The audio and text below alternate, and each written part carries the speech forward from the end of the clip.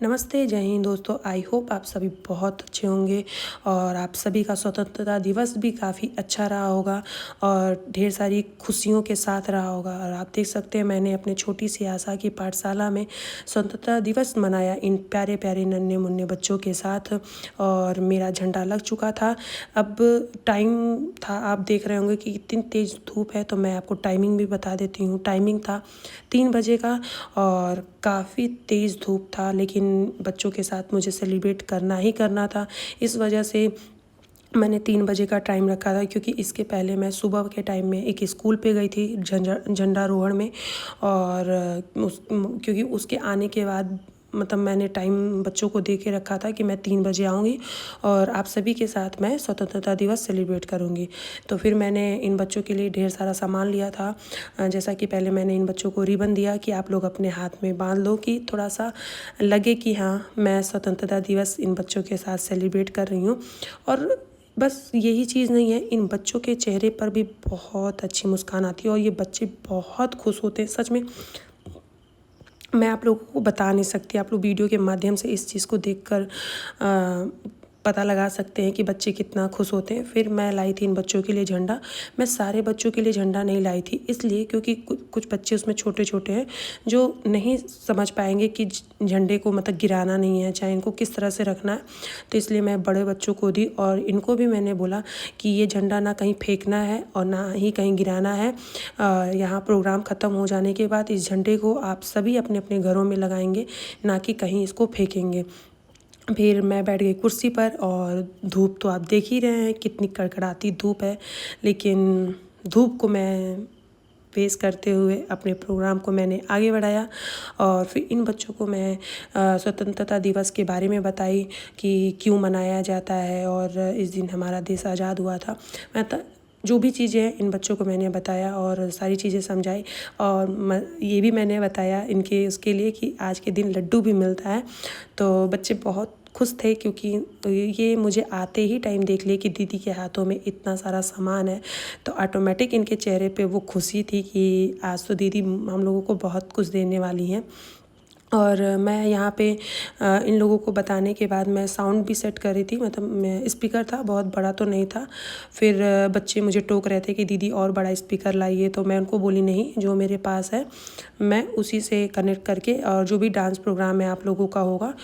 हुआ ये था कि मैं इन बच्चों को डांस भी सिखाई थी, लेकिन ये बच्चे भूल गए थे और फिर यहाँ पे शर्मा रहे थे, क्योंकि इनकी पूरी फैमिली खड़ी थी अगल बगल, तो ये लोग काफ़ी शर्मा रहे थे। लेकिन मैंने इन लोगों को बोला कि क्यों शर्माना। फिर उनके घर वाले भी बोल रहे थे उधर से कि क्यों शर्मा रही हो, लेकिन फिर बच्चों ने डांस किया देश रंगीला रंगीला पे, क्योंकि मैं इसी पे सिखाई थी। देश रंगीला पर 1 2 और 10 मतलब देशभक्ति गानों पे मैंने बच्चों को डांस सिखाया था। और देख सकते हैं साथ ही साथ मैं भी करने लगी थी, क्योंकि क्या होता है जब देशभक्ति सॉन्ग बजने लगते हैं तो अपने आप एक मतलब फ़ील आने लगता है कि हाँ, मुझे भी कुछ करना है। और सच में वो एक अलग ही फीलिंग होती है जब देश के लिए कुछ गाना चलता है। और आप लोग कमेंट बॉक्स में बताइएगा कि बच्चों का डांस कैसा लगा। वैसे तो बच्चे डांस भूल गए थे, मेरा सारा मेहनत बर्बाद हो गया था, लेकिन ठीक है, कोई नहीं। बात ये होता है कि इनके पास कोई और सुविधाएं हैं नहीं जिससे प्रैक्टिस कराई जाए। और आप देखे होंगे कि अगस्त के पूरे टाइम पे बारिश बहुत भीषण हो रही थी, तो बीच बीच में इन बच्चों की पढ़ाई भी रुक गई थी इस वजह से।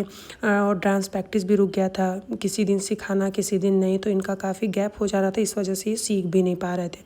अब फिर बच्चे आए, मतलब लड़के आए डांस करने, क्योंकि मैंने दोनों को सिखाया था और मैं ये बोली थी कि लड़के लड़कियां दोनों साथ में करेंगे। लेकिन जब मैं बोली उस दिन करने के लिए 15 अगस्त के दिन, तो बच्चे बोले नहीं मैम, हम लोग अलग अलग करेंगे। तो फिर ये आदर्श और ये बच्चा कार्तिक दोनों अपना डांस करना शुरू किए उसी देश रंगीला रंगीला पे।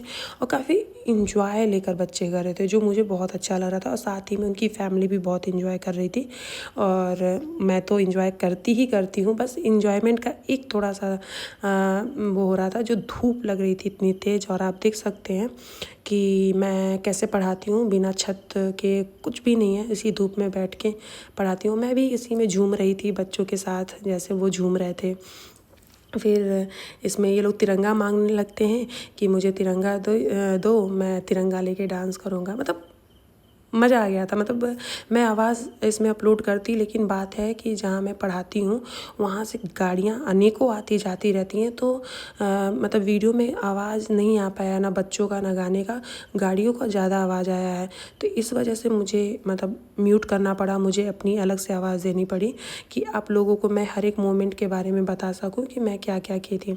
फिर ये बच्चियाँ फिर से बोली कि मेरा था कि ठीक है अब 2 बच्चे कर लिए, अब नहीं होगा, क्योंकि काफ़ी लंबा टाइम जा रहा था और धूप बहुत तेज़ लग रही थी। लेकिन बच्चों का इतना मन था कि नहीं मैम आप सिखाई हुई हैं तो हम लोग पूरा करेंगे।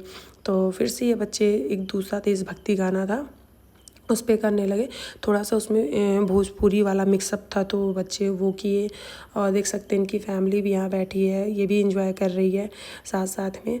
तो सब इंजॉय कर रहे थे और मतलब काफ़ी अच्छा लग रहा था। बस मैं आप लोगों से भी यही कहना चाहूँगी कि आप भी इन बच्चों के साथ अपना फेस्टिवल सेलिब्रेट करें, इनको अच्छा फील कराएं। ऐसा नहीं कि बस मैं ही इस चीज़ का वो की हुई हूँ कि नहीं मैं ही इन बच्चों के लिए कुछ करूँ। आप लोग भी कुछ भी करिए जिससे इन बच्चों के चेहरे पर खुशी आए। देखिए मैं बहुत बड़ा चीज़ कुछ नहीं कर रही हूँ, लेकिन इनके चेहरे की खुशी आप देख सकते हैं। फिर मैं लाई थी बच्चों के लिए गिफ्ट, जो ये बच्चे काफ़ी दिनों से मांग रहे थे मुझसे कि दीदी ड्राइंग की बुक दे दीजिए ड्राइंग, क्योंकि मैं दी हुई थी तो वो बारिश के समय इन लोगों का भीग गया था। तो फिर मैं सोची कि चलो बच्चों को सरप्राइज़ देती हूँ और उनको मतलब ड्राइंग की बुक और कलर पेन देती हूँ। और बच्चे बड़े खुश थे, देख सकते हैं कैसे। वहीं पे भी मैं थी, अभी प्रोग्राम चल ही रहा था, तब तक अपना ये खोल के देखने लगे, मुझसे बोलने लगे कि दीदी कलर कर लें, दीदी कलर कर लें। मैंने मना किया कि नहीं आज नहीं, जब मैं क्लास लेने आऊँगी तब आप लोग कलर करना जो मैं बताऊँगी तब। हाँ ये इतने खुश थे कि उठा उठा के बार बार दिखा रहे थे कि ये देखो ये देखो। अब और पता है सबसे सबसे अच्छी चीज़ क्या होती है कि ये खुद बताते हैं कि दीदी ऐसे वीडियो बनाइए, दीदी ऐसे करिए। और आप पीछे भी देखे होंगे कि बच्ची साइकिल से आ रही है, वो इस प्रोग्राम में नहीं थी, वो अपने पापा के साथ चली गई थी किसी काम से, तो वो इस प्रोग्राम को नहीं अटेंड कर पाई थी, बाद में आई थी। तो जो चीज़ें मैं इन बच्चों को दी उस बच्चे को भी दी, क्योंकि वो मेरे क्लास में रेगुलर रहती है और बहुत अच्छे से पढ़ाई करती है। तो मुझे ये लगता है कि जो बच्चे पढ़ने में एक्टिव हैं उनके साथ ज़्यादा अच्छी चीज़ें करनी चाहिए, कि उनको लगे कि हाँ मैं नहीं आई थी तो मैम मेरे लिए सामान रखी हुई थी। फिर मैं बच्चों से पूछती हूँ कि किसको किसको लड्डू खाना है और किसको नहीं खाना है, तो कोई बच्चा बोलेगा ही नहीं कि मुझे नहीं खाना है, सबके उससे था कि हाँ मुझे खाना है। फिर क्या हुआ कि मैं 2 डिब्बे मिठाई लेके गई थी, तो इसको रख दी, दूसरा वाला खोली तो सबको लगा कि इसमें कुछ अलग है, लेकिन नहीं सेम लड्डू। मतलब 15 अगस्त 26 जनवरी में तो लड्डू ही दिया जाता है, क्योंकि मेन लड्डू ही होता है। तो मैं इन बच्चों में फिर लड्डू डिस्ट्रीब्यूट की और पूरे इनके परिवार वालों को मैंने मतलब लड्डू दिया।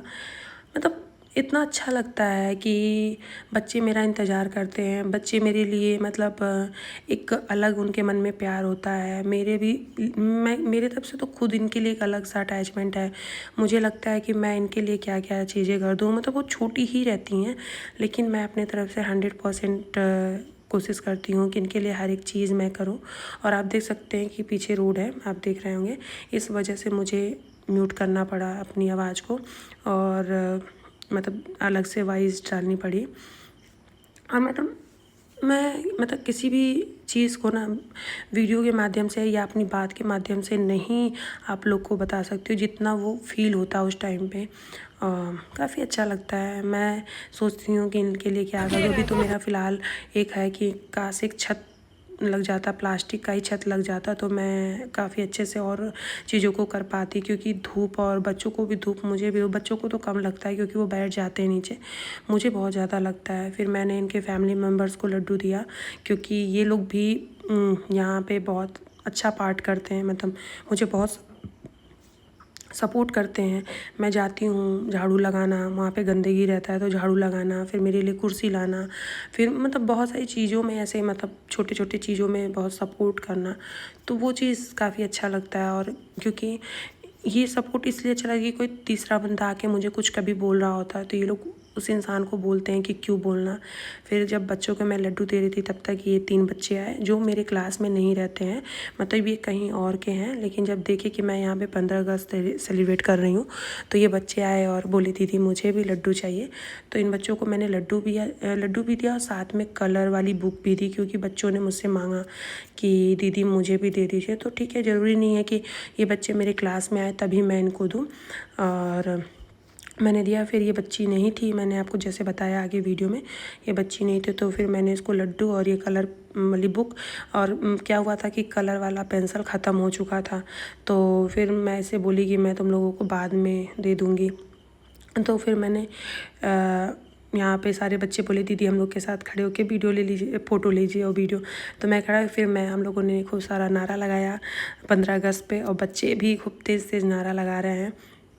अब दुख की बात यही है कि मैं रियल आवाज़ नहीं ऐड कर पा रही हूँ सच में, क्योंकि अभी मेरे पास माइक वगैरह नहीं है, तो थोड़ी सी चीज़ों का मुझे भी सामना करना पड़ रहा है।